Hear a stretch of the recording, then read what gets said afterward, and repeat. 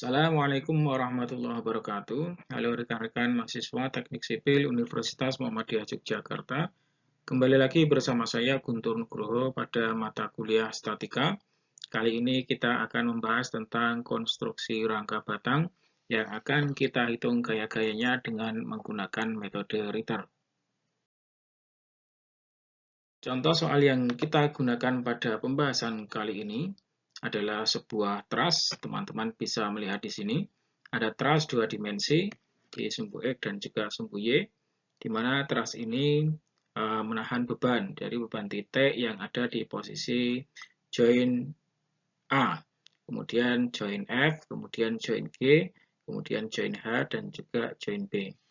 Nah, truss ini ditumpu dengan tumpuan sederhana di ujung A ini menggunakan tumpuan sendi, kemudian ujung B-nya menggunakan tumpuan roll. Jaraknya kita buat seragam agar mudah untuk proses latihan, yaitu antara join A, kemudian C, D, E, kemudian sampai kepada titik B, masing-masing adalah 1 meter. Nah, kemudian ini tingginya juga yang ada di sebelah kanan ini bisa kita lihat. Ini tingginya adalah masing-masing 1 meter. Jadi dari titik B vertikal ke titik H ini 1 meter, kemudian sampai ke titik puncak yaitu titik G, itu juga berjarak 1 meter.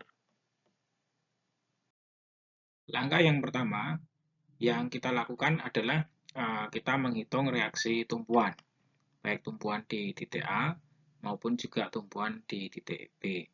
Nah, yang pertama kita gunakan sigma momen sama dengan 0, artinya seluruh gaya yang mempunyai jarak tegak lurus kepada titik A ini masuk ke dalam perhitungan kita. Yang pertama ada P2. Ini P2, ya, searah dengan jarum jam, jaraknya 1. Kemudian P3 ini jaraknya 2. Kemudian P4 ini jaraknya 3. Kemudian P5 jaraknya 4. Yang terakhir adalah RB. Reaksi tumpuan pada titik B ini arahnya berlawanan arah dengan acuan yang ada di titik A, sehingga minus RB dikalikan jaraknya 4 sama dengan 0. Sehingga data-data yang kita punya dari P1 0,5, kemudian P2, P3, P4, dan juga P5 ini kita masukkan ke sini. Sehingga ada 1 dikalikan 1, 1 dikalikan 2, kemudian plus 1 dikalikan 3, plus 0,5. Nah, 0,5 ini dikalikan dengan 4. Ini dapatkan dari P5. Kemudian dikurangi dengan RB dikalikan 4 sama dengan 0. Sehingga dari situ bisa kita sederhanakan menjadi bentuk 1 plus 2 plus 3 plus 2 dikurangi RB kali 4 sama dengan 0, sehingga RB sama dengan total penjumlahan ini, yaitu 8 dibagi dengan jaraknya 4 sama dengan 2 ton. Inilah nilai RB yang kita dapatkan, yaitu reaksi tumpuan pada titik B. Nah, reaksi tumpuan selanjutnya kita menggunakan sigma momen di titik B sama dengan 0. Artinya acuan kita berpindah dari A tadi ke titik B. Ini seluruh gaya yang mempunyai arah tegak lurus terhadap titik B, itu nanti akan kita perhitungkan menjadi momen. Ada apa saja? Dari P1, P2, P3, P4, kemudian dan ada RA. Yang pertama ada P1, ini jaraknya ke B ada 4. Jadi kita tuliskan min P1 kali 4 karena arahnya berlawanan arah dengan jarum jam. Kemudian ini ada min P2 dikalikan 3, itu dapat dari sini. Acuan kita ada di titik B, sehingga berlawanan arah. Kemudian ada min P3 dikalikan 2. Nah, ini P3 ada di sini, jaraknya adalah 2 meter. Kemudian min P4 dikalikan jaraknya ada 1 meter. Nah, setelah itu ada RA dikalikan dengan jaraknya, yaitu ada 4 sampai kepada titik B. Nah, ini sama dengan 0. Nah, kemudian data kita masukkan ada di sini 0,5 dikalikan 4, ya, ini minus, min 1 dikalikan 3, min 1 dikalikan 2, min 1 dikalikan 1, plus RA kali 4 sama dengan 0. Sehingga dari situ bisa kita dapatkan penjumlahan dari ini adalah 8, jadi min 8, kemudian plus RA dikalikan 4 sama dengan 0. Sehingga RA sama dengan 8 dibagi 4 sama dengan 2 ton. Sehingga dari sini bisa kita simpulkan bahwa nilai RA, kita dapat 2 ton, kemudian RB 2 ton, kita cek dengan sigma V sama dengan 0. Apakah jumlah total gaya ke atas sama dengan ke bawah? Nah, ini kita cek, ini ada 1, 2, 3, dan kemudian setelah kali 2 ada 1, artinya ada 4 ton, ke atas juga sudah 4 ton. Sehingga di sini perhitungan untuk reaksi tumpuan sudah oke. Langkah selanjutnya, kita akan menghitung berapa nilai sudut alfa. Jadi karena bentuk teras ini kita punya sudut, kita di titik A ini kita sebut sebagai alfa ya, antara batang 6 dan juga batang 1. Nah, ini ada sudutnya. Nah, kawan-kawan bisa melihat jarak dari A sampai kepada C ini adalah 1, kemudian C itu naik kepada F itu juga 1, sehingga kemiringan ini bisa kita dapatkan. Jadi 1 kuadrat plus tingginya batang 2 juga 1, kita kuadratkan, kita akarkan, sehingga akar 2. Nah, dari situ sinus alfa kita dapatkan sama dengan 0,7071. Nah, ini alfanya, teman-teman, kita dapatkan tadi dari 1 dibagi dengan akar 2, dapatnya adalah 45. Di alfanya kita dapatkan 45. Dari sini kita nanti bisa melakukan perhitungan pada batang-batang selanjutnya.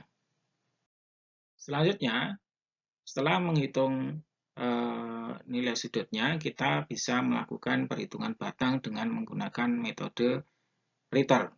Jadi metode Ritter kita fokuskan kepada titik tinjauan A, di mana titik tinjauan A itu ada gaya dari batang 6, kemudian batang 1, ada reaksi tumpuan RA, kemudian ada beban terpusat sebesar P1.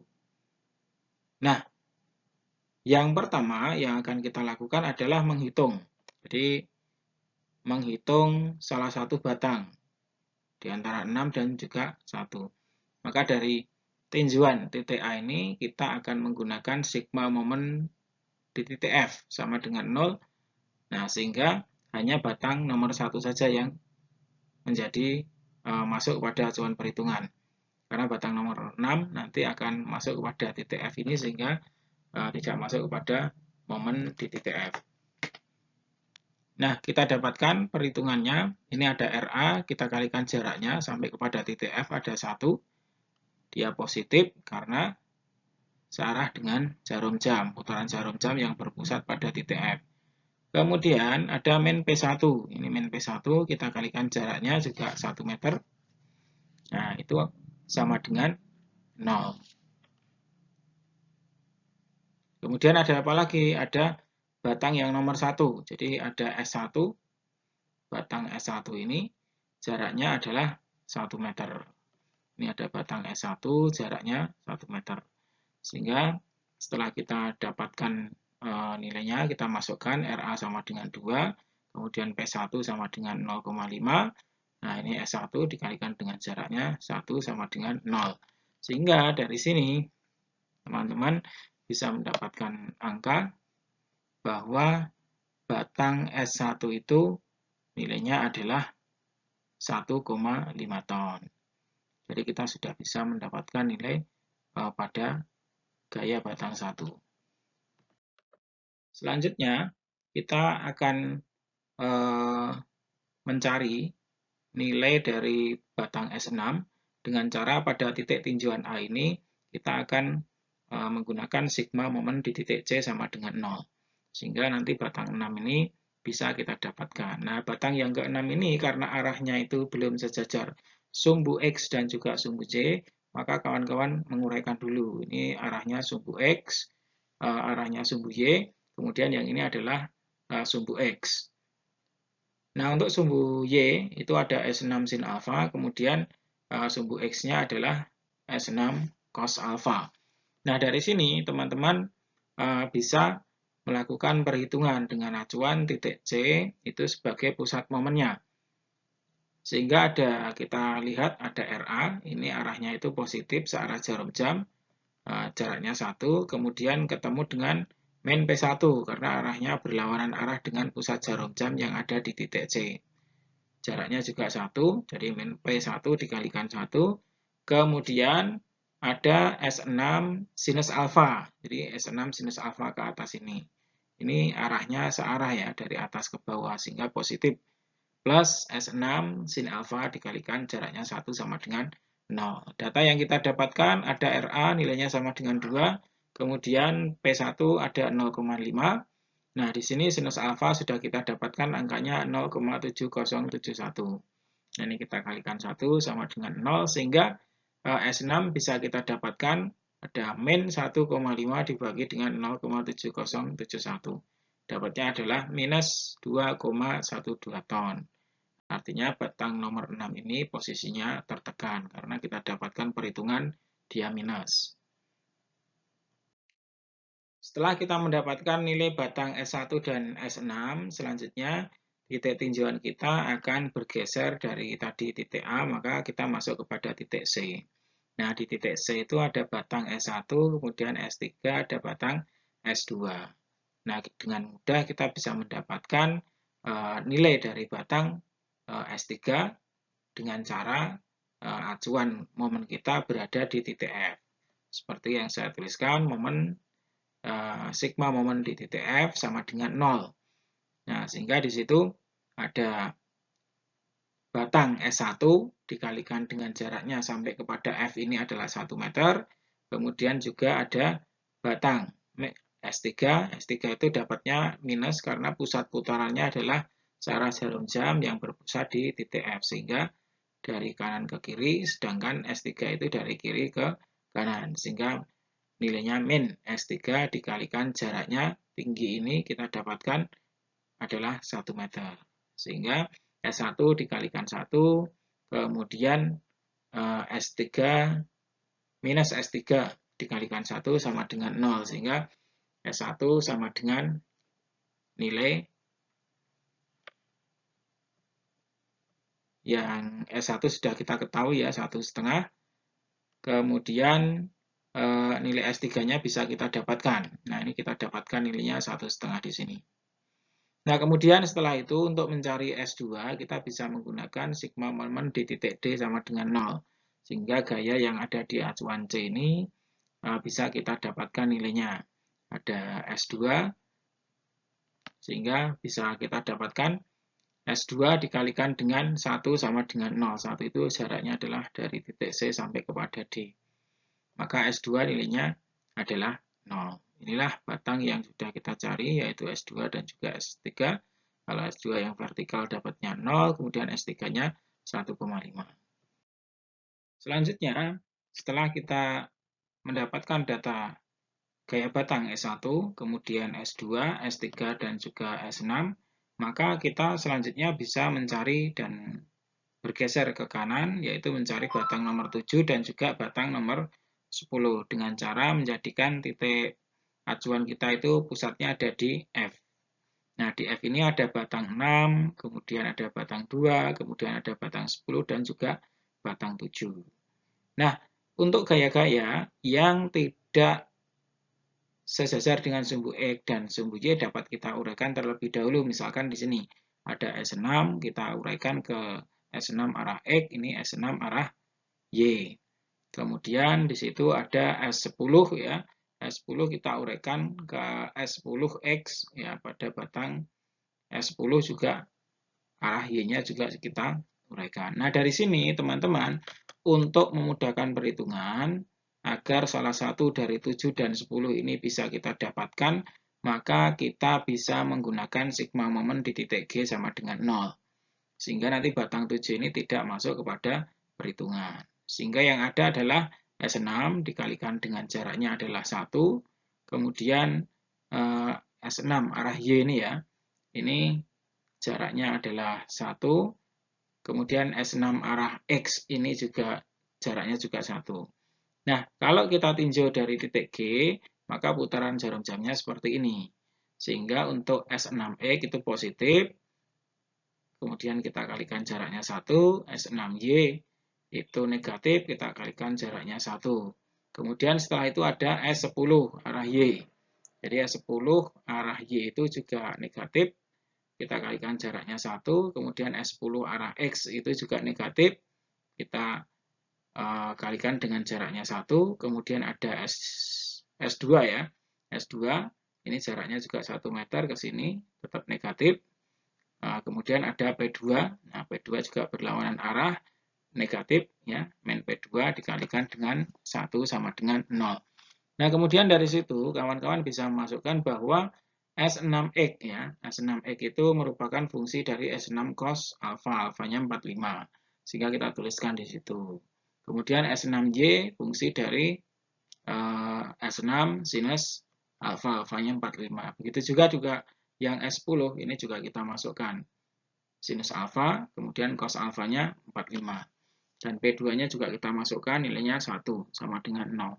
Sehingga kalau ini kita sederhanakan, kawan-kawan, itu kita dapatkan angka-angka yang bisa kita sederhanakan karena pada baris yang pertama ini dalam kurung, kemudian pada baris yang kedua ini nilainya bisa saling menghilangkan. Sehingga tinggal minus S10 kali 0,7071 kali 1 dikurangi dengan 0, dikurangi dengan 1 sama dengan 0. Sehingga S10 bisa kita dapatkan sama dengan min 1 dibagi 1,414, yaitu min 0,7071 ton. Nah, ini S10 ini dapatnya nilainya minus, sehingga dia menjadi batang yang tertekan. Selanjutnya, setelah kita menggunakan titik G sebagai acuan, maka kita akan berpindah kepada titik D. Tujuannya apa? Untuk mencari nilai batang nomor 7. Sehingga kalau titik D sebagai titik acuan kita, ya, gaya tetap di tinjauan kita tetap di F, kemudian momennya kita arahkan kepada titik D, sehingga batang nomor 10 tidak masuk kepada perhitungan. Nah, dari sini kita bisa dapatkan ada min S6 dikalikan X. Min S6X dikalikan jaraknya 1, dia negatif ya. Negatif karena S6 itu arahnya dari kiri ke kanan, sedangkan putaran momen pada titik D ini dari kanan ke kiri ya. Jadi berlawanan arah. Kemudian ada S6Y. Nah, S6Y ini juga berlawanan arah, maka minus. Kemudian ada S7 dikalikan dengan X. Nah, S7X ini dia positif karena searah ya, dari kiri ke kanan. Kemudian ada S7 yang Y, itu juga positif. Nah, kemudian ketemu P2, dia negatif, minus P2 kali 1. Kemudian ada batang S2, jadi minus S2 dikalikan 1 sama dengan 0. Caranya sama, untuk fungsi X kita menggunakan cos 45, kemudian Y itu juga menggunakan sin 45, kita masukkan seperti ini. Kemudian data untuk P2 adalah 1, sudah kita masukkan. Nah, setelah itu data yang ada adalah S2. S2 tadi sudah kita dapatkan nilainya 0, ini kita masukkan 0 dikalikan 1. Sehingga persamaan bisa menjadi yang ada di baris yang di bawahnya ini. Nah, persamaan itu bisa kita sederhanakan karena pada dua baris pertama yang ada dalam kurung ini bisa saling menghilangkan. Sehingga tinggal yang ini saja. Baris yang ketiga ini plus S7 kalikan 0,707 kalikan 1 plus S7 kali 0,7071 kali 1. Nah, ini dua kalinya ini dikurangi dengan 1 sama dengan 0. Maka S7 sama dengan 1 dibagi 1,414, yaitu ketemu 0,7071 ton. Sehingga S7 ini bisa kita dapatkan nilainya dia 0,707 ton. Kemudian setelah kita bisa menghitung, ya telah menghitung S1, kemudian S2, S3, kemudian ada S6, S7, S10, maka kita berpindah titik tinjauan kita di titik G, tujuannya adalah untuk mendapatkan nilai S11 atau yang vertikal ini. Nah, ini batang 7 kita uraikan dulu arah sumbu X, S7X, kemudian arah sumbu Y, S7Y. Kemudian ada batang yang ke-8, itu ada S8X dan juga S8Y. Nah, dari sini karena tujuan kita adalah untuk menghitung batang nomor 11, maka kita bisa menggunakan titik acuan momennya di titik H. Sehingga batang 8 ini tidak masuk kepada perhitungan. Dari sini, S7 kalau acuannya adalah momen yang ada di titik H ini, dia memutarnya dari kiri ke kanan, sedangkan arah gayanya itu dari kanan ke kiri, maka berlawanan.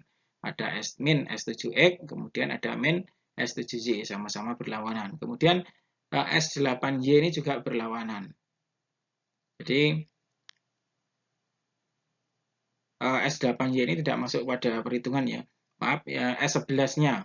Jadi S11-nya ini adalah juga berlawanan dengan arah jarum jam. Ini putarannya seperti ini, maka S11 juga minus dikalikan dengan jaraknya 1, kemudian P3 dikalikan jaraknya kepada titik H adalah 1 ini. Nah, itu sama dengan 0. Sehingga ini S7 ini bisa kita dapatkan, angkanya tadi sudah ada minus, kita kurungkan seperti ini, agar mudah untuk melihat perhitungannya. Nah, ini kita masukkan angkanya, yang belum ada angkanya adalah S11. Dikalikan 1 dikurangi dengan P3, nilainya adalah 1. Dikalikan 1 sama dengan 0. Nah, ini bisa kita sederhanakan, teman-teman, sehingga kita dapatkan min S11 dikalikan 1 dikurangi 2 sama dengan 0, sehingga nilai S11 sama dengan minus 2. Nah, sehingga batang yang ada di sini, batang 11 ini, dia mengalami tekanan. Ya, nilainya adalah 2 ton. Nah, karena posisi truss ini adalah sebelah sisi kanan dan juga sebelah kirinya itu seimbang, maka perhitungan-perhitungan yang ada di sebelah kanan bisa kita samakan dengan nilainya yang ada di sebelah kiri. Misalkan kita tadi sudah menghitung, ini ada batang S1, di sini posisinya, maka dia akan sama dengan S5. Ini nilainya 1,5 ton. Kemudian S3, kawan-kawan bisa melihat seperti ini, S3 posisinya sama dengan S4, maka dapat 1,5 ton. Nah, kemudian S2 itu akan sama dengan S13, posisinya ada di sini. Ya, vertikal ini, 13. Ini nilainya adalah 0. Kemudian S10, nah S10 kita lihat sama dengan S12, nilainya minus 0,7071 ton. Nah, kemudian S6 itu sama dengan S9. Ini 6, kemudian 9 di sini. Nilainya adalah min 2,12 ton. Kemudian S7 sama dengan S8, sama dengan 0,7071 ton. Di S7, ini tadi sama dengan S8. Nah, untuk S11-nya, kita dapatkan nilai di situ adalah 11 ton. Nah, dari sini kita sudah bisa mendapatkan masing-masing dari gaya batang yang ada di truss ini. Nah, mungkin untuk lebih mudahnya, jadi kawan-kawan bisa menuliskan ulang. Itu nanti ada batang, kemudian ada keterangan apakah dia tarik atau dia tekan, itu disesuaikan data yang mendapatkan hasil positif, kita tuliskan di tarik, kemudian yang negatif kita tuliskan di tekan, seperti ini. Nah, ini sudah sesuai dengan engineering adjustment kita, bahwa seluruh batang yang posisinya ada di nomor 1, 2, kemudian 3, dan juga 4, ini nilainya positif karena posisinya di bawah sehingga dia tertarik. Demikian rekan-rekan mahasiswa Teknik Sipil Universitas Muhammadiyah Yogyakarta, pembelajaran kita melalui pertemuan maya yang asinkronus ya, tidak melalui tatap maya yang ada di MyClass, tapi kita sampaikan di video tutorial ini. Semoga bisa diambil kemanfaatannya. Salam sehat, tetap jaga kesehatan agar kita selamat dari pandemi COVID-19. Terima kasih, kita akhiri. Alhamdulillahirrahmanirrahim. Subhanakallahumma wabihamdika. Asyhadu an la ilaha illa anta astaghfiruka wa atubu ilaik. Billahi taufiq wal hidayah. Assalamualaikum warahmatullahi wabarakatuh.